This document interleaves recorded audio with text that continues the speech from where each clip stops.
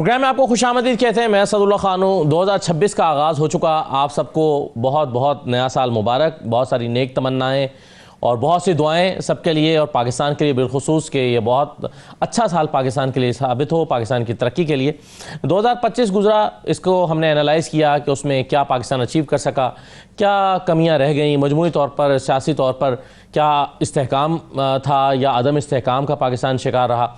और 2026 के हवाले से भी इसी नौयत के सवालात हैं, क्योंकि आसिफ जरदारी साहब कह रहे हैं बिलावल के बाद, यानी पहले बिलावल साहब ने ये बात की, अब आसिफ जरदारी साहब कह रहे हैं कि फ़ासले कम करने के लिए वो कौमी मुफाहमत का किरदार अदा करने के लिए तैयार हैं। इसी तरह से पाकिस्तान तहरीक इंसाफ मुज़ाकरात की बात कर रही है। वज़ीर-ए-आज़म ने भी मुज़ाकरात की बात की। पाकिस्तान तहरीक इंसाफ का एक हल्का मुज़ाकरात का हामी तो है, लेकिन शराइत आयद करना चाहता है और समझता है कि शराइत के साथ मुज़ाकरात हो सकते हैं। तो क्या 2026 का आगाज़ किसी मुज़ाकरात के साथ या मुफाहमत के किसी रास्ते पर चलते हुए होगा? और पाकिस्तान तहरीक इंसाफ के लोगों के जहनों में ये सवाल मौजूद है कि क्या उनके जो बानी हैं, उनके जो कायद हैं, क्या वो रिहा हो पाएंगे या नहीं हो पाएंगे? फिर बहुत सारे सवालात इकॉनमी के हवाले से हैं, क्योंकि अभी तक जो रवां माली साल है इसके पहले 6 महीने में ज़्यादातर अहदाफ हासिल नहीं किया जा सके। इंपोर्ट के अहदाफ हासिल नहीं हुए, एक्सपोर्ट के अहदाफ हासिल नहीं हुए, FBR के टैक्स कलेक्शन के अहदाफ हासिल नहीं हुए। तो क्या इकॉनमी जो है वो पाकिस्तान की 2026 में उसमें बेहतरी के इम्कान दिखाई देते हैं? ये तमाम चीज़ें जिस पर आज हम बात करेंगे। मेरे साथ प्रोग्राम में आमिर इलियास राना साहब मौजूद हैं, सीनियर तर्जयकार हैं। बहुत शुक्रिया आमिर साहब, खुश आमदीद। ईसा राना साहब हमें ज्वाइन कर रहे हैं, आप भी सीनियर तर्जयकार हैं। और दानियाल अजीज़ साहब हमारे साथ मौजूद हैं, सीनियर सियासतदान हैं, साबिक वफाकी वज़ीर हैं। मैं आप सबको खुश आमदीद कहता हूँ। आमिर इलियास राना साहब, आज आसिफ जरदारी साहब का जो बयान है ये खुशाइंद मालूम होता है मौजूदा सियासी सूरत हाल में, और कुछ दिन से बिलावल साहब ये बात कर रहे हैं कि मुफाहमत के जो बादशाह हैं वो आसिफ जरदारी हैं और उनको किरदार अदा करना चाहिए और वो किरदार अदा करेंगे। और आज जरदारी साहब ने खुद भी ये कह दिया कि फ़ासले कम करने के लिए वो कौमी मुफाहमत की क़यादत करने के लिए तैयार हैं। तो आपको क्या इम्कान दिखाई देते हैं मुफाहमत, मुज़ाकरात और इन तमाम चीज़ों के हवाले से? देखिए जी, नए साल की आपने भी मुबारकबाद दी, हमारी तरफ से भी मुबारकबाद सबको। और जाहिर है कि हम तो हर रोज़ इस उम्मीद से गुफ्तगू करते हैं कि पाकिस्तान में सियासी तौर पे भी बेहतरी आए, इकॉनमी के लिहाज से भी बेहतरी आए और सारे मामला बेहतर हो जाएं। और जो आपने खुश मंजर पेश किया, अल्लाह करे कि इसी तरह हो जाए कि कोई बातचीत हो जाए। लेकिन फिर वो जो हमारे दोस्त फिर बैठे हुए बात भी करते हैं सबके, जी वो तो इमरान की मर्जी है, वो रिहा हो ना हो, ठीक है जी, बिल्कुल उसकी मर्जी है। और उनके जो बाहर बैठे हुए और यहाँ बैठे हुए जिनकी कमाई उनकी जेल की सूरत में है, तो वो इसको और संगीन बना देते हैं। इसीलिए इमरान खान की मुलाकात नहीं हो रही। हमें बिल्कुल हकायक पे सामने बात करनी चाहिए। इखलाकी, कानूनी, समाजी तौर पे कोई मुलाकात बंद नहीं हो सकती इमरान खान की। कानूनी तौर पे ना होनी चाहिए मुलाकात बंद। लेकिन डॉक्टर उज़्मा ने जो मुलाकात की थी वो एक बड़ी लंबी चौड़ी यकीन दहानी के बाद हुई थी कि वो कोई इस किस्म का मैसेज नहीं देंगी बाहर आके।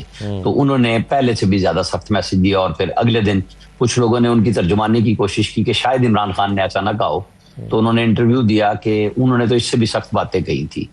तो अब आप तवक्को रखें कि जो मुफाहमत के बादशाह जिन्होंने ऑफर किया है, फिर बिलावल ने किया, और जब इमरान के पास जाएगी तो क्या जवाब में उधर से क्या आएगा जवाब? वो जो उमर अयूब दिया करते थे शहबाज शरीफ के कहने पे कि चोर और डाकुओं से मैं बात नहीं करूंगा, तो क्या जरदारी साहब को वो कौमी मुफाहमत का बादशाह मानने को तैयार होंगे? इमरान खान मान ले तो फिर उनके लिए भी सियासी मुश्किलात में कमी आएगी और रास्ता भी बनेगा। लेकिन जहां वो खड़े हुए हैं उनको शायद ये समझ आ रही है कि मैं जिस तरह कर रहा हूं, और जो लोग उनके सामने अंदर जाके बोलते नहीं और जो बात बता देते हैं कि बस इनकलाब आने वाला है, तो फिर इनकलाब तो नहीं आ रहा। फिर जो तल्खी PMLN और PTI के दरमियान मौजूद है, शायद पीपल्स पार्टी और PTI के दरमियान तल्खी उस सतह की नहीं है। तो आपको इस बात का इम्कान लगता है कि PTI चलिए सालिस तो शायद ये कोई इस तरह की चीज़ नहीं है कि सालिस मुकर्रर हो, लेकिन उनका एक दरमियानी रोल तस्लीम कर लें PTI का? कितना आपको इम्कान लगता है कि वो कहें हाँ चलें ठीक है, आप प्रेसिडेंट हाउस में मुज़ाकरात कराएं, हम आने के लिए तैयार हैं, बैठने के लिए तैयार हैं, लेकिन ये मुस्बत नतीजे से होना चाहिए? आपको क्या लगता है? क्योंकि हम मफरूजों पे बात कर रहे हैं, अल्लाह करे मैं फिर कहूंगा कि वो मान ले बात, लेकिन मुझे लगता नहीं है ग्राउंड रियलिटी के हिसाब से कि PMLN हो या पीपल्स पार्टी। आप पीपल्स पार्टी की देख लें, जब 8 फरवरी के इलेक्शन के बाद जो सिचुएशन थी, उन्होंने बार बार कहा कि आप हुक्मरानी ले लें।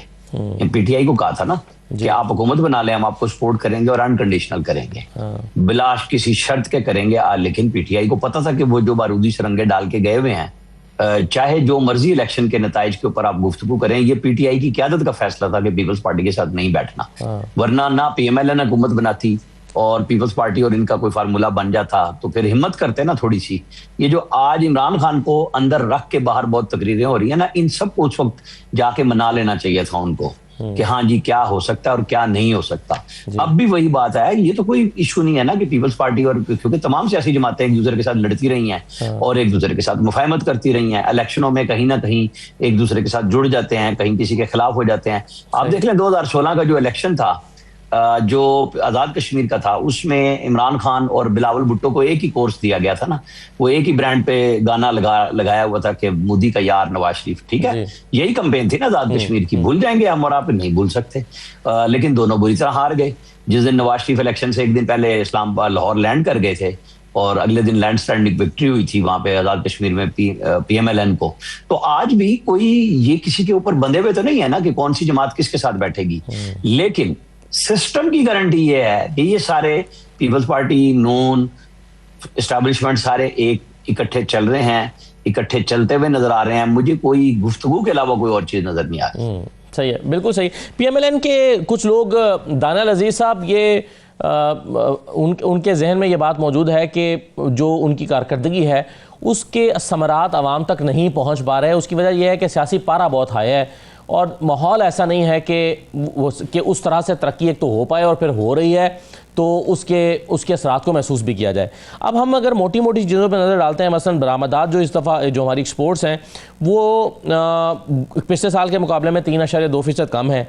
हमारी जो इम्पोर्ट हैं वो उसका बिल बढ़ गया है और ये 11% ज़्यादा इस दफ़ा इम्पोर्ट हमने किया है। इसी तरह से अगर हम FDI की बात करें तो ये पिछले साल के मुकाबले में, ये जो पहले 5 महीने हैं इसके मुकाबले में ये 25% कम है। और इसी तरह से FBR जो है वो भी 350 अरब का शॉर्टफॉल का सामना उसको करना पड़ रहा है अभी तक के टैक्स कलेक्शन में। तो आपके ख्याल में 2025 कैसा रहा है हुकूमत का और 2026 में क्या आपकी तवक्कुआत हैं? जी बहुत शुक्रिया शो में बुलाने के लिए। मेरे ख्याल में आपका जो उन्वान था सवाल का वो बिल्कुल दुरुस्त बात है कि जो बताया जा रहा है कम से कम मईशत के बारे में, वो समरात अवाम तक नहीं पहुंच पा रहे। और इसमें जो मैं समझता हूँ कि सबसे संगीन जो शायद आपने नहीं मेंशन की बात वो मैं कर देता हूँ, वो ये है कि अप्रैल में हुकूमत पाकिस्तान और स्टेट बैंक ने कामयाबी से महंगाई की शरह जो है वो 0.3% तक ले आए थे, यानी ये है 1% से कम। लेकिन देखने में क्या आया कि अक्टूबर और नवंबर में, अभी दिसंबर के फिगर आ जाएंगे 1-2 दिनों में, अक्टूबर और नवंबर में ये 6% तजावुज कर गई। इसका मतलब ये 2000% इजाफा हुआ है महंगाई की शरह में, 2000%, 20 गुना। तो ये कहीं और दुनिया का मुल्क होता तो लोग तो सड़कों पे निकल आते हैं। जैसे 3-4% तजावुज करता है लोग तो मतलब एहतजाज पे शुरू हो जाते हैं। तो पाकिस्तान में ऐसा तो नहीं हुआ। लेकिन अब आगे का ट्रेंड क्या हो रहा है, जो 2026 का साल है, इसमें स्टेट बैंक पहले ही लेकिन सर इसमें जो आप इन्फ्लेशन की बात कर रहे हैं तो ये 12-14% पे भी तो चली गई थी ना, वहां से उठा के नीचे 0.3 पर उसको लेकर आई है पीएमएलएन की गवर्नमेंट। तो ये उनका एक क्रेडिट भी तो बनता है इस तरह से। जी लेकिन मैं आपसे ये कह रहा हूँ कि जब इन्होंने साबित कर दिया कि ये नीचे लाना चाहे तो ला सकते हैं, तो फिर इस साल का टारगेट 7.5% क्यों दिया हुआ इन्होंने? इसका मतलब यह है कि जो जिन लोगों की नवाजना चाह रहे हैं अपनी मॉनेटरी पॉलिसी के जरिए से, उनको फवायद पहुंच रहा है, लेकिन अवाम, गरीब अवाम को इसके बदले में महंगाई मिल रही है। ये गवर्नमेंट के कंट्रोल में है। गवर्नमेंट ने अपना टारगेट इस साल का बजट डॉक्यूमेंट्स में जो जून में पास हुआ है वो 7.5% रखा है। इनको पता था, अभी 1 महीना पहले अप्रैल में 3% था। इसका मतलब इन्होंने किया है, इनको पता था ये होना है। तो जब इनको पता था तो ये कोई अजीब का इल्म तो नहीं है ना कि फ्लड की वजह से हो गया। ये कुछ जून में तो कोई फ्लड नहीं थे, ना जंग थी, तो फिर कैसे हुआ ये?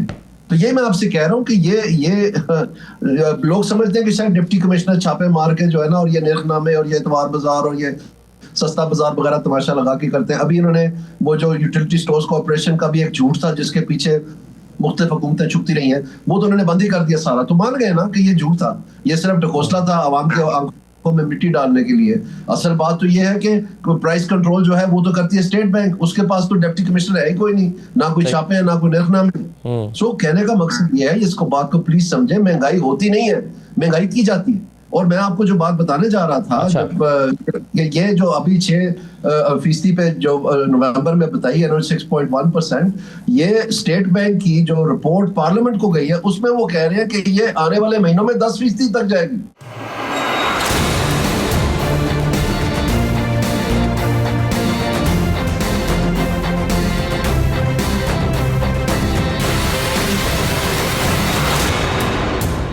आमिर इलियास राणा साहब, हमें गवर्नमेंट का जो दावा समझ में आता है या सुनाई देता है वो ये है कि हमने इकोनॉमी को ठीक कर दिया है, या पाकिस्तान के वो जो इकोनॉमी रिस्क थे उसका खात्मा कर दिया है, और हम पाकिस्तान डिफ़ॉल्ट नहीं कर रहा, देखें इकोनॉमी चल पड़ी है वगैरह वगैरह।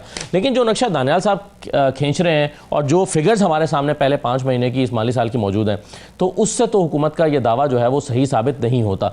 अब आपके ख्याल में सबसे बड़ा मुआशी चैलेंज 26 का जो सबसे बड़ा चैलेंज है वो क्या यही मुआशी चैलेंज ही बड़ा चैलेंज है, या टेररिज्म बड़ा चैलेंज है, या फिर सियासी इस्तेहकाम का होना ये बड़ा चैलेंज है?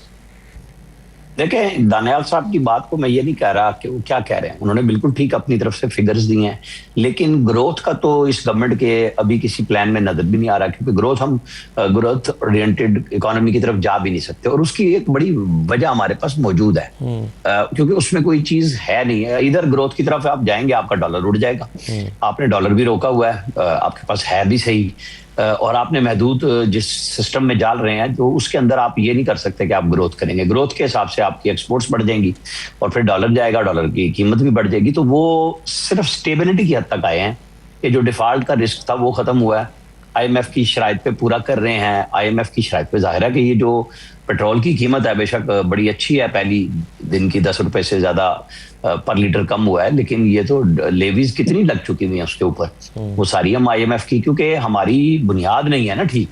तो वो तो हम हर दफा बात करते हैं कि जी देखें, जब IMF ने आम आदमी के ऊपर आप रिलीफ की बात करते हैं तो कहते हैं हम IMF से पूछेंगे, लेकिन जब बड़े एलीट क्लास के अयाशी हो, लल्ले तलल्ले हों, उनकी तनख्वाहें बढ़ाने हो, वहां पे IMF का मुझे तो आज तक खत नजर नहीं आया कि उन्होंने कोई इतराज ही किया हो। किसी इकोनॉमी के रिपोर्टर ने खबर दी हो कि जी उन्होंने उनके ऊपर इतराज किया, वो चुप हो जाते हैं। ये सारी कहानी जो है ना मुझे और आपको सुनाने के लिए होती है। IMF भी इनके जैसा है, हुकूमत भी उनके जैसी है कि वो बस मैनेजमेंट के नाम पे थोड़ा सा, जैसे अभी खतरा आ रहा है ना, जो दानियाल साहब भी कह रहे हैं कि मिनी बजट का, जाहिर है कि जब आपका जो इतना लंबा चौड़ा आपका खसारा नजर आ रहा है तो वो आप कैसे पूरा करेंगे? जाहिर है अगले साइयों ने तो कहना ना कि आप टैक्स बढ़ाओ, टैक्स बेस तो बढ़ती नहीं आपसे। वो ताजिर, मैं हैरान हूँ, कल प्रेस रिलीज जारी की हुई थी, इस्लामाबाद में मुजाहरा किया कि जी हम 16 जनवरी को कब करेंगे कि हम अपने ऊपर वो नहीं लगाएंगे, जो FBR का उन्होंने वो मशीन लगानी होती है कि कितनी सेल है। अब मतलब ये इस मुल्क में ये अलमिया हो सकता है कि आप कमाने वाले जो सबसे ज्यादा प्रॉफिटर हैं वो तो चून की दुकान वाला है ना, वो तो कोई टैक्स देने के लिए तैयार ही नहीं है। मेरी और आपकी तनख्वाहों में इन्होंने बांध लिया सबसे ज्यादा सैलरीड क्लास को। तो ये जो PS की बात कर रहे थे, जैसे लंगड़ियाल साहब बैठे हुए FBR में, जाहिर है कि वो जब वहां जाएंगे, लेकिन ये हमारा अलमिया है, उसमें हमने FBR के अफसरों को भी टेस्ट कर लिया है। ये आप ये ना समझें कि ये PS वाले हैं, ये कस्टम वाले हैं, ये इनलैंड रेवेन्यू सर्विस के लोग हैं, यहाँ कंसल्टेंट आते हैं। मैं 1992 से रिपोर्टिंग कर रहा हूँ, उस वक्त हामिद नासिर चट्टा प्लानिंग के मिनिस्टर होते थे। हम CDWP के मिनट्स उस वक्त लेके आया करते थे कि ये मनसूबा इतना डिले हो गया, इसमें इतनी एस्केलेशन चार्जेस हो गए, फलाने बढ़ गए। तो आज तक तो कोई फर्क नहीं पड़ा उन मनसूबों में कि उनके ऊपर सब जितने भी मनसूबे हैं, इसमें जितनी मर्जी हुकूमतें आ गई, सारों के कंसल्टेंट, उनके बच्चे, इनके जो लोग होते हैं उन्हीं के बच्चों को सारे की सारे, उस वक्त वो लैपटॉप बहुत ज्यादा अच्छा होता था, आजकल फोन है, iPad है जी, वो इन्हीं के लोगों को, जो जिन लोगों से कर्जे लेते हैं उन्हीं के बच्चे, उन्हीं के लोग आके उसको खा पी जाते हैं। विजिट्स भी उन्हीं के होते हैं, हमारे खर्चे पे आती है ना IMF जब जायजा लेने आती है, ADB हो, वर्ल्ड बैंक हो, वो कोई अपने पल्ले से तो नहीं कर रहे होते ना, कर्जा दिया है तो हमारे से लेते हैं। तो हमारा सिस्टम अभी तक ठीक नहीं हो सका। FBR पे हम अरबों रुपए लगा चुके हुए हैं उनके सिस्टम को ठीक करने के लिए, लेकिन जब नीयत में बदनीयती शामिल हो कि हमने बेईमानी जरूर करनी है तो आपके टैक्स टारगेट पूरे नहीं होते। लेकिन जाहिर है एक चीज है कि वो इन्होंने मुल्क को डिफॉल्ट से बचाने के लिए जो इकदाम किए उस पर खड़े हुए हैं और ग्रोथ की तरफ जा नहीं सकते, लेकर आए हैं, ग्रोथ की तरफ जा ही नहीं सकते। बिल्कुल ठीक है, फिलहाल तो नहीं जा सकते जब तक आपको कोई बाहर से कोई बड़ा ब्रेक थ्रू नहीं मिलता इन्वेस्टमेंट का, तो आप नहीं जा सकते। ठीक है इसार राना साहब, अभी तो चले हमने थोड़ा इकोनॉमी पे बात शुरू की, लेकिन उससे पहले मैं चाहूँगा कि ज़रा आप वहीं से रिस्पॉन्ड करें पहले कि ये जो मुफाहमत जो है जिसकी बात आसिफ जरदारी साहब ने किया है, बिलावल साहब ने किया है, कुछ पीटीआई ने भी एक पॉजिटिव जेस्चर शो किया है, प्राइम मिनिस्टर ने भी किया है, आपको 2026 जो है ये इसका पहले 1-2 महीने के अंदर या तीसरे चौथे महीने के अंदर जाके कोई पाकिस्तान तहरीक-ए-इंसाफ के हवाले से कुछ बेहतरी होती हुई नज़र आती है, या मुज़ाकरात का इनकाद होता हुआ नज़र आता है, या एक जो मुफाहमत पीपल्स पार्टी चाह रही है वो एग्जीक्यूट होती हुई दिखाई देती है? नहीं देखिए, बेहतरी से क्या मुराद है? मैं कोई बेहतरी से कि अगर ये मुराद है कि पीटीआई वालों को कोई कमरे शमरे अच्छे मिल जाएं, उन्हें कोई क्या नाम है अच्छी गाड़ियां मिल जाए, तो ये तो कोई बेहतरी नहीं है। बेहतरी तो ये है कि इमरान खान चाहते हैं कि खान साहब की रिहाई हो। हाँ जी मैं उधर ही आ रहा हूँ कि देखें, इमरान खान की रिहाई और उसके मुकदमों का इंसाफ ही असल पीटीआई का मसला है। तो क्या मौजूदा हुक्मरान इंक्लूडिंग आसिफ अली जरदारी और शहबाज शरीफ इस जोगे हैं कि वो इस सिलसिले में कुछ कर सकें? वो तो अपनी खाल नहीं बचा सकते, तो उन्होंने इमरान खान को क्या रिलीफ दिलवाना है? वो तो इस जोगे नहीं है कि वो इमरान खान को 2 बंदे मिलवा दें। तो ये अहम बातें ही हैं। हर बंदा अपने आप को कहता है कि बस मैं मुफाहमत का बादशाह हूं। उसकी मुराद ये होती है कि मैं अपने मुफादात के लिए मुफाहमत करने का बादशाह हूं, दूसरे को गुंजाइश देने के लिए कोई मेरे पास कुछ नहीं है करने को। और इमरान खान का मसला इन लोगों के साथ अब है भी नहीं। इमरान खान का जहां पे मामला है वहां पे अगर कोई नरमी हो गई तो इमरान खान को भी रिलीफ मिल जाएगा, नहीं होगी तो जैसे इमरान खान भुगत रहा है वैसे भुगतता रहेगा। ये सारे हमें शामिल वाजे, इनके पास ना कोई इख्तियार, ना इनके पास कोई ताकत। ये बस मुजाकरात खेल के अपने आप को ये बताते हैं कि हाँ हम भी गेम का हिस्सा हैं। जैसे बचपन में गुड्डे गुड़िया का ब्याह होता था तो जो जिसका गुड्डा होता था, जिसकी गुड़िया, उन्हें पता होता था कि प्रोडक्शन नहीं होनी इन दोनों के ब्याह से, लेकिन वो खेलते थे कि चलो कुछ वक्त गुजर जाएगा, खेल हो जाएगा। ये भी खेलने ऐसे। अदरवाइज इमरान खान को रिलीफ देना इनके हाथ में नहीं है। सो आपको लगता है कि अगर ये एक्सरसाइज होती भी है तो उसका फायदा कोई नहीं होगा? नहीं, कोई फायदा ही नहीं है।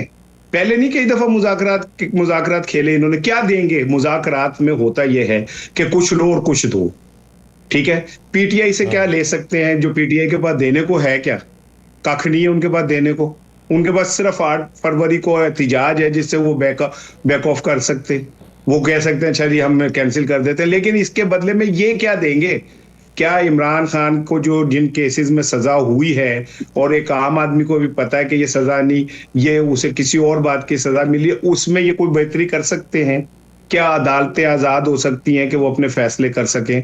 क्या इमरान खान की जो मामलात हैं अदालती, उनको कानून और इंसाफ के मुताबिक देखा जा सकता है? नहीं। तो फिर ये क्या देंगे, क्या कर लेंगे? तो जब कुछ दे ही नहीं सकते तो मुज़ाकरात का फायदा क्या? सवाल इसमें ये भी ज़हन में पैदा होता है कि क्या इमरान खान या उनकी जमात से बात करना हुकूमत की ज़रूरत है भी या नहीं? यानी एक तो वो है ना नुक्ता नज़र जो ख्वाजा साद रफ़ीक साहब ने दिया कि भाई खुदा के लिए बैठ जाएं, नई चीज़ें आगे चल रही, बैठें सारे मिल जाएं, जो आइन पसंदों का बैठ जाएं।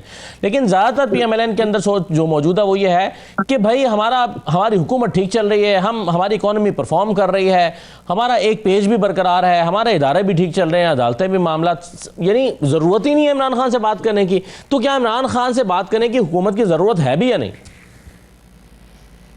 नहीं, देखें, इमरान खान एक सियासी हकीकत है, उसको तो आप इग्नोर नहीं कर सकते।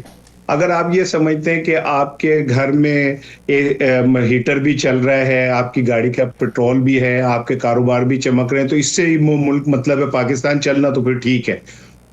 लेकिन अगर आप बाहर निकल के एक रेडी वाले से पूछें उसकी जिंदगी कितनी मुश्किल है, आप एक आम आदमी से जो इस रियासत की इकाई है जमहूर की, उससे पूछें कि उसकी जिंदगी कितनी मुश्किल में है, तो फिर पाकिस्तान नहीं चल रहा। पाकिस्तान कर्जों के दलदल में नहीं दबा, कर्जों के सूद की दलदल में दब चुका है। हम पिछले 4-4.5 साल से सुन रहे कई अरब डॉलर पाकिस्तान आ रहे हैं, 1 रुपया नहीं आ सका। MOUs इतने साइन हुए कि मैं उस पर बैठ के चांद से ऊपर खड़ा हो सकता हूं, प्रैक्टिकली 1 रुपया भी नहीं आया पाकिस्तान के अंदर। और आलम यह कि हमारा जो कौमी खजाना है जो जी जी बिल्कुल सही है। हमारा और जो कौमी पहले खजाना 5 महीने है, की जो इन्वेस्टमेंट है ना पाकिस्तान में FDI जो है वो 92 करोड़ डॉलर है सिर्फ। और ये मतलब जाहिर है ये ऑल टाइम लो एक सिचुएशन हमारे सामने है, और पिछले साल के मुकाबले में ये 25% कम है। तो ये सिचुएशन इकोनॉमी की है जो कि अभी दानियाल साहब जिस पर बात कर रहे थे। मैं एक छोटा सा ब्रेक ले लेता हूँ, ब्रेक के बाद वापस आते हैं। एनर्जी पॉलिसी की बात कर रहे थे, वो मैं दानियाल साहब के सामने रखता हूँ, और फिर आमिर इलियास सराना साहब के सामने भी यही सवाल कि क्या मुज़ाकरात हुकूमत की ज़रूरत है भी या नहीं। ब्रेक के बाद वापस आते हैं।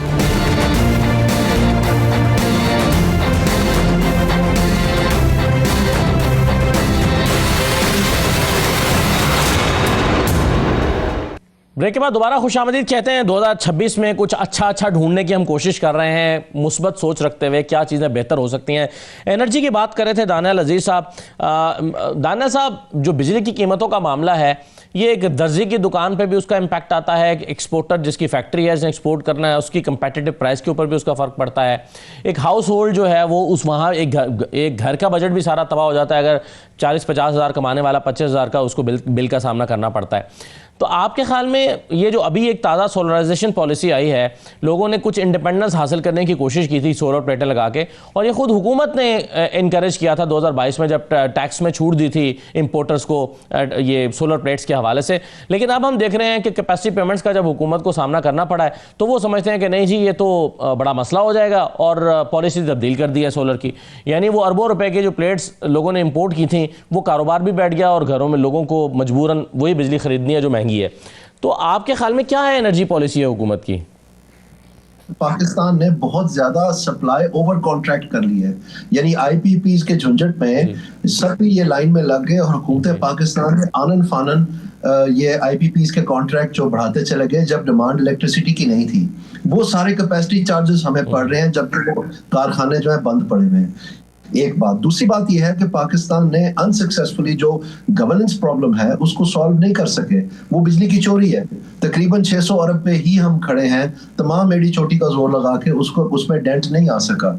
जो हुकूमत पाकिस्तान बता रही थी इस माली साल में जो अभी खत्म हुआ जून में कि हमने 198 बिलियन जो है वो चोरी रोक ली है, उसमें सबसे पहले नेपरा बोला कि ये हो ही नहीं सकता, ये फिगर गलत बता रही है हुकूमत पाकिस्तान। तो छोड़े कि मैं क्या समझता हूँ या आपके बाकी नाजरीन क्या समझते हैं। हुकूमत के अदारे ने जो तनख्वाह लेते हैं इस बात के, उन्होंने कह दिया कि ये गलत है।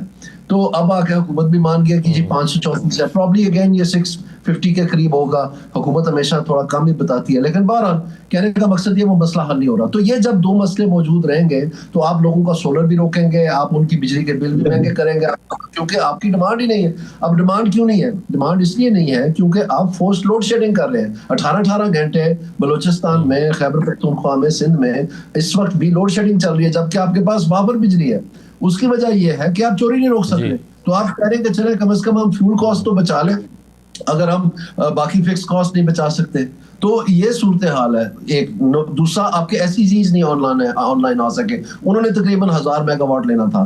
तीसरी बात यह कि जो हर डिस्को में नए कनेक्शंस की दरखास्तें और पैसे जमा है उनके ऊपर अमल दरामद नहीं कर पा रहे। तकरीबन 1000 मेगावाट के वो अगर वो ऑनलाइन आ जाए, तो ये इस तरह से करके आहिस्ता आहिस्ता गवर्नेंस प्रॉब्लम्स की वजह से हुकूमत जो है वो नहीं बिजली की कीमत कम कर सकी। और इंस्टेड के इनको गवर्नेंस का प्रॉब्लम समझा जाए, इन्होंने समझा कि शायद ये कॉन्ट्रैक्टिंग का प्रॉब्लम है कि IPPs को छूट ज्यादा दे दी गई है और उस वजह से ये बिजली महंगी है। उन्होंने सारा रिनेगोशिएट करके लगा 45 पैसे का फर्क पड़ा है। तो इन्होंने, इनकी सिमती गलत थी। सही। तो इस तरफ आए जिस तरफ इनको आना चाहिए। ये जो पुराने प्लांट्स हैं इनको ये बंद करने पड़ेंगे। ये जो सप्लाई के मौके हैं इनको कैपिटलाइज करना पड़ेगा, ये चोरी रोकनी पड़ेगी, तो ये बिजली की कीमत नीचे आ जाएगी। बिल्कुल सही, बिल्कुल सही है। इसमें अब राना साहब 2 सवाल, लेकिन पहले यही मैं आपसे जानना चाहूँगा कि देखिए ये बिजली की कीमतों का इतना ज़्यादा बड़ा होना या महंगी बिजली का होना, इसका मैं और आप तो या आम शहरी शायद कसूरवार नहीं है, क्योंकि वो हम तो अब यही देखते हैं बचपन से बिजली ख़रीद रहे हैं। ये पॉलिसी हुकूमत बनाती है, अगर वो कैपेसिटी पेमेंट्स के मुआहदे हुए हैं तो हुकूमत ने गलत किए हैं। यानी हुकूमतों की गलत पॉलिसियों का जो नुकसान है वो एक आम आदमी आज भुगत रहा है, जिसको 25-30 हज़ार के बिल जो हैं वो अदा करने पड़ते हैं, जबकि उसकी आमदन शायद 50 हज़ार रुपये होती है। इसका जिम्मेदार है कौन आखिर? जाहिर है इसकी जिम्मेदार जो भी हुकूमत वक्त है वही होती है। कि चाहे वो पीटीआई की गवर्नमेंट थी, चाहे वो पीपल्स पार्टी की हो, चाहे वो नून की हो, गर्ज तो हमें आम आदमी की है ना, कि उसके रिलीफ के लिए आपने क्या किया। क्योंकि आप, जैसे हम पहले बात कर रहे थे कि आईएमएफ भी सिर्फ गरीब आदमी की मदद के ऊपर बोलती है कि ये नहीं करनी, एलीट क्लास के ऊपर तो वो नहीं बोलती। अब जब ये कैपेसिटी पेमेंट का इशू है, जाहिर है कि बहुत दफा दावे आए कि बिल्कुल अब हम अगले 3 महीने में 6 महीने में इसको पीछे ले जाएंगे, हमने ये करना है। तो लाइन लॉसेस इस्लामाबाद में आईएसओ की हद तक तो बहुत सारे वो नए मीटर सिस्टम में लगे हैं जो दुनिया भर में लगे हमें। चले जी, आप लाइन माइन वाले चोरी से निकल जाएंगे, कुछ करेंगे, आपको करना चाहिए, एडवांस पेमेंट की तरफ जाना पड़ेगा हमें। क्योंकि हमारे यहाँ मिनासुल कौम तो हम भाषण तो हम सारे देते हैं और चोरी में भी हम सारे शामिल होते हैं, क्योंकि जहां हमारा दाव लगता है हम नहीं छोड़ते। सोलर सार्फिन पे जिनमें मैं खुद भी शामिल हूँ, जाहिर आप जब नई पॉलिसी पे अमल दरामद होगा, अभी तो खैर नेपरा ने एक हेयरिंग करनी है, उसके बाद वो करेंगे ऑर्डर, तो जो 4 साल 5 साल के 6 साल जितना भी वो देंगे कि पुराने सार्फिन के साथ चलेंगे आप और बाकियों नयों पे ऊपर वो उसमें अंदर हुकूमत फिर एक कमाई का धंधा उन्हीं से बना रही है जो अपनी बिजली पैदा करने जा रहे हैं। क्योंकि वो कहानी ये होती है कि जी देखे ना, वो आप अगर सस्ती ले रहे हैं तो दूसरा महंगी ले रहा है। अब दूसरे के लिए मैंने जो इन्वेस्टमेंट किया है, जिसने भी सोलर पे किया है, उसका क्या कसूर है? क्योंकि आप पॉलिसी लेके आए थे। आप अगर लोगों को लेके सीएनजी पे आए थे और सीएनजी आपने एकदम खत्म कर दी, तो नुकसान कारोबार वालों का भी हुआ, लोगों को हुआ। पहले आपने आदत डाल दी लोगों को कि फ्यूल बड़ा सस्ता है ये और कर लें। तो हमारे यहाँ कोई भी पॉलिसी इस तरह नहीं बनती कि 20, 25, 50 साल के लिए बनेगी और आने वाले उसको चलाएंगे। जब तक अब हम जहां हम पहुंच गए हैं वहां यही हल है कि लॉन्ग टर्म पॉलिसी बने जिस भी इशू पे बनानी है। क्योंकि अगर आप एक पॉलिसी शुरू करें और नई आने वाली हुकूमत उसको खत्म कर दे, जो कि होता आया है, तो उससे फिर ये सारे का सारा जो हम 78 साल से एक रोना रो रहे हैं कि जी ये काम हो सकता है और ये नहीं हो सकता, लेकिन होता कुछ भी नहीं। क्योंकि टैक्स शॉर्टफॉल, नए टैक्सों की सूरत में एक और नई बमबारी करके आप थोड़ा बहुत गुजारा करते हैं, एक नए आईएमएफ प्रोग्राम की तरफ चले जाते हैं। हमारे यहाँ ना तो कोई सियासी ना ही मिलिट्री की तरफ से आप सब, क्योंकि मैंने 2 लफ्ज लिए ना नाम, तो यही 2 रियलिटी भी हैं कि हमारे यहाँ कहीं पे भी लॉन्ग टर्म पॉलिसी में कोई एक मैदान नहीं होता, किसी एक की तरजीह कभी कुछ होती है और कभी कुछ होती है। तो जब तक बैठ के सारे लोग ये तय नहीं करेंगे कि ये हमारे 4-5 इशूज हैं, फॉरेन पॉलिसी है, दिफा की है, एनर्जी क्राइसिस है, इन्वेस्टमेंट का है और पॉलिटिकल स्टेबिलिटी है, इसके ऊपर हमने हार्मनी कैसे करनी है। अगर तो कोई बात हो जाए, चाहे मैं और आप जिससे मर्जी नाराज हो, चाहे आसिफ अली जरदारी अपने लिए करें, इमरान खान अपने लिए करें, नवाज शरीफ अपने लिए करें, लेकिन बिल आखिर ये जो 78 साल से हम एक चक्कर में फंसे हुए हैं, उसमें सारे आ गए ना, पिछले भी और आइंदा के लिए भी। जब तक आप तय नहीं करेंगे तो फिर बहस बराए बहस है जो बगदाद सही है। लेकिन आमिर साहब, वो जो सवाल अभी मैं कर रहा था, वो यानी हुकूमत के जहन में ये बात भी तो है ना कि भाई हमें मुज़ाकरात करने की ज़रूरत ही क्या है, चलिए इतना दबाव है या इतना बहस चल रही है तो कर लेते हैं। लेकिन क्या हुकूमत की भी एक्चुअली ग्राउंड पर ज़रूरत है कि वो मुज़ाकरात करें और पीटीआई के साथ मामला को तय करें, या उनकी ज़रूरत ही नहीं है? उनका सिस्टम ठीक चल रहा है, वजारतें भी चल रही हैं, अदालतें भी चल रही हैं, पाकिस्तान का निज़ाम भी चल रहा है, इकॉनमी भी चल रही है। तो ये पॉइंट ऑफ व्यू हुकूमत के पेश नज़र है या दूसरा? देखिए, मैंने ये तो कहीं नहीं सुना कि हुकूमत पे दबाव है तो वो इसलिए मुज़ाकरात की बात कर रही है। किसने दबाव डालना है? पीटीआई की बात हो रही है ना, पीटीआई के पल्ले कुछ नहीं है दबाव शबाव डालने का।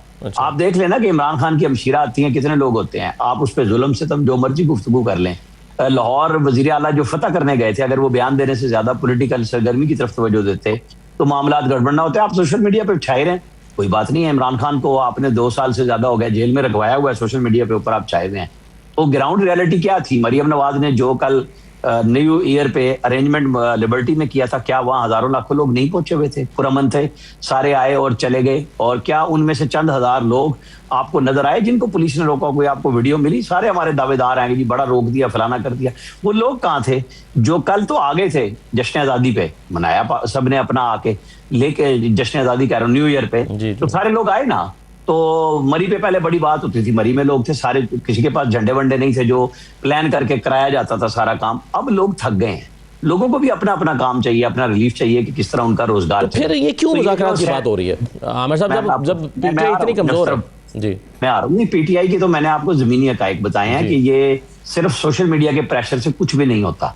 मैं आप मुझे बताएं ना, लाहौर से पूछ लें, इशार राना साहब बैठे हुए ना, कि कितने हजार लोग थे जो सोहेल अफरीदी की वजह से आए और वो ब्लैकआउट हो गया। ओके जी, सोशल मीडिया पे तो नहीं ना हो सकता था उन लोगों का, क्यों बांग्लादेश की तस्वीरें लगाई? लोग होते तो फिर उन्हीं की तस्वीरें लगती ना। तो ये बात जहां मैं हुकूमत के लिए कह रहा हूँ, वहां वो पीटीआई के लिए भी उतनी जरूरी है कि इस मुल्क को चलाना है ना। सियासत आपने भी करनी है, सिर्फ हुकूमत की जिम्मेदारी बतौर बड़े भाई की बनती है कि उन्हें हारमोनी करनी चाहिए, लेकिन ये बात ताली दोनों हाथों से बजती है। आप 26 नवंबर को भी नहीं ला सके इनकलाब, आप 9 मई को भी नहीं ला सके। अगर आप समझते हैं कि आप बहुत कुछ कर सकते हैं तो अभी फिर एक और तारीख देके देख लें। 8 फरवरी को आपने पहिया जाम की हड़ताल की हुई है, मैं और आप यहीं पे हम सब देखेंगे कि उसके लिए कितनी तैयारी होगी, कितनी नहीं होगी। इमरान खान की रिहाई को करते करते आज आप आ गए हैं कि इमरान खान से मुलाकात करा दें, तो कहीं पे कोई सियासी बात सोचेगा भी सही। कोई इनके अंदर ऐसा दानिश्वर भी है कि यार चलो हम बड़ा प्रेशर सोशल मीडिया पे अपने ही प्रेशर में अपने ही लोगों से दब जाते हैं कि यार ये बात ना करना, वो ना करना। लेकिन क्या इमरान खान की रिहाई के लिए किसी एक ने संजीदा कोशिश की है कि जी हम जो मर्जी हो इमरान खान को मना लेंगे, बात कर लेंगे? जितने लोग गए वहां से झाड़ खा के आ जाते हैं जेल से। वो कभी कहते हैं जाके बात कर लो, कभी कहते हैं नहीं बात करनी, और ये चुप करके सारे वापस आ जाते हैं। तो नतीजे में इमरान खान जेल के अंदर पड़े हुए हैं ना, उन्होंने ठीक है जेल काट रहे हैं, ओके ठीक है। बहुत शुक्रिया इशार राना साहब, आमिर इलियास राना साहब, दानियल अजीज साहब, बहुत शुक्रिया प्रोग्राम में शिरकत करने के लिए। एक छोटा सा ब्रेक लेते हैं, ब्रेक के बाद वापस आते हैं, देखते हैं जो नेशनल कोऑर्डिनेशन कमेटी है, फवाद चौधरी साहब और उनकी कमेटी क्या कर रहे हैं। क्या 2026 में उन्हें इस बात का इम्कान नज़र आता है या वो पूरी उम्मीद है कि इमरान खान के लिए कुछ हासिल कर सकते हैं अपने इस डायलॉग प्रोसेस के ज़रिए से? एक छोटे से ब्रेक के बाद वापस आते हैं।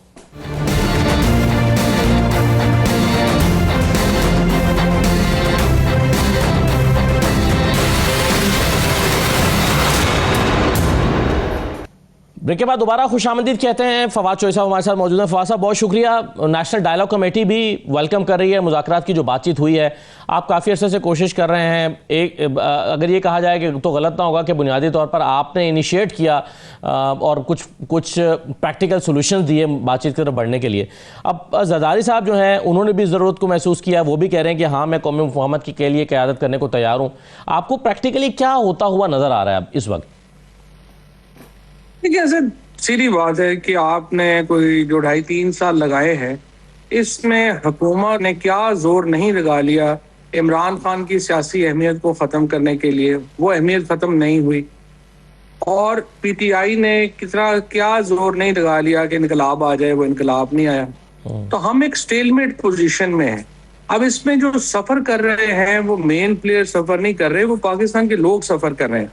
आप देखिए कि जो 50,000 से 3 लाख रुपए तक कमाने वाले लोग हैं, उनकी कमर टूट गई है, उनको समझ नहीं आ रहा जिंदगी कैसे गुजारनी है। आपका टेक्सटाइल सेक्टर बैठ गया, आपका फार्मर जो है बैठ गया। आप किसी अपने जो आपका नेटवर्क है रिपोर्टर्स का, उन्हें कहिए कि आप एग्रीकल्चर डिस्ट्रिक्ट्स में पूछें, वो आपको बताएंगे कि 1/3 स्लैश हो गई है आपकी जो प्राइस है ठेके की। आपका ओवरसीज पाकिस्तानी रियल स्टेट में $1 नहीं लगा रहा, जिससे आपका रियल स्टेट बैठ गया, और रियल एस्टेट बैठा तो आपका कंस्ट्रक्शन बैठ गया। तो देखिए, इतना एक विशियस सर्कल में हम फंस गए हैं कि जिससे निकलने का कोई और रास्ता नहीं है सिवाय इसके कि हम पॉलिटिकल टेम्परेचर को नीचे लेके आए। अगर आप पॉलिटिकल टेम्परेचर नीचे नहीं लाएंगे तो आप जरा बताइए ना कि अगले 3 महीने में क्या होगा। सोहेल अफरीदी के पास जो अभी तक आई मस से तमाम तर ज्यादतियों के बावजूद बहुत उन्होंने अपने आप को बैलेंस बिहेव किया है, कोई ऑप्शन नहीं बचेगी सिवाय इसके कि वो लॉन्ग मार्च करें। वफाकी हुकूमत वहाँ गवर्नर रूल लगाएगी, पीटीआई असम्बलियों से इस्तीफे देगी, और एक पाकिस्तान में एक पूरा साल और आप एक बहुत हाई पॉलिटिकल टेम्परेचर में गुजारेंगे। तो इसके अलावा क्या हल है कि हम कोई इस टेम्परेचर को नीचे लाने के लिए सही करें, कोशिश करें, और उसमें हम लगे हों। फवाद साहब, एक राय इसमें यह है कि पीटीआई इस वक्त इतनी कमज़ोर है कि ना ये कोई बड़ा एहतजाज कर सकते हैं। अभी सोहेल अफरीदी का दौरा हुआ, डिजिटल मीडिया पर तो चलें वो उसकी खूब धूम मची, लेकिन लोग इकट्ठे नहीं हुए, लोग बाहर नहीं निकलते, लोग निकलने के लिए तैयार ही नहीं हैं। इमरान खान जेल में हैं, उनसे मुलाकातें नहीं हो रही तो कोई फ़र्क नहीं पड़ रहा। तो गवर्नमेंट की ज़रूरत ही नहीं है कि वो मुज़ाकरात करे। उनके बकौल वो इकॉनमी को ठीक चला रहे हैं, पाकिस्तान जो है वो उसके ऊपर ख़तरात टल गए हैं डिफ़ॉल्ट करने के। तो गवर्नमेंट का एक नुक्ता नज़र तो ये भी है देखने का।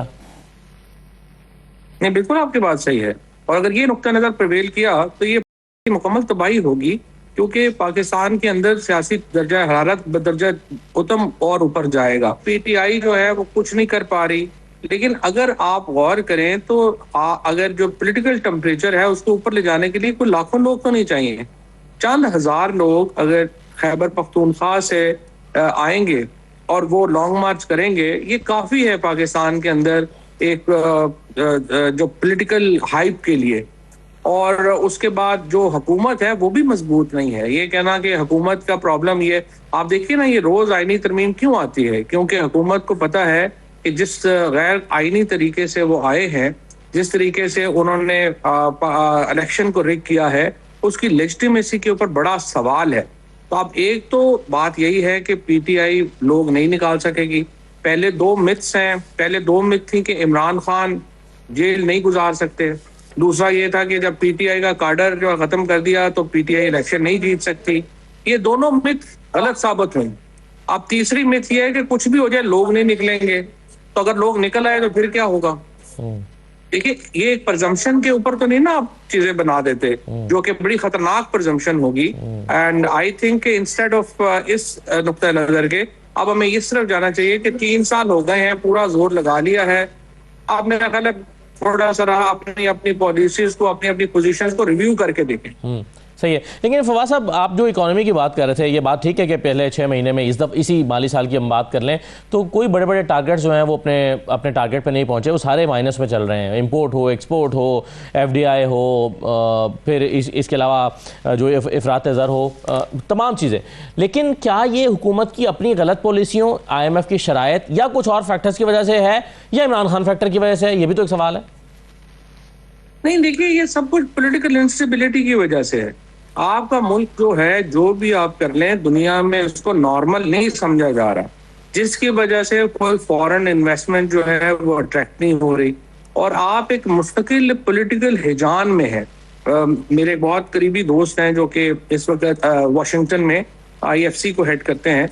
तो वो मुझे कह रहे थे कि मैं इंडिया गया तो वहाँ के फाइनेंस मिनिस्टर से मैंने पूछा कि आपकी जितना आपने ग्रोथ लिया है, इसकी एक वजह अगर आप बताएं तो क्या है? तो उन्होंने कहा जी एक ही वजह है, पॉलिटिकल स्टेबिलिटी। जिस मुल्क के अंदर पॉलिटिक्स के अंदर इतना हिजान हो, जिस मुल्क के अंदर सियासत में इतना शोर और होगा हो, वहां पे इन्वेस्टर्स नहीं आते।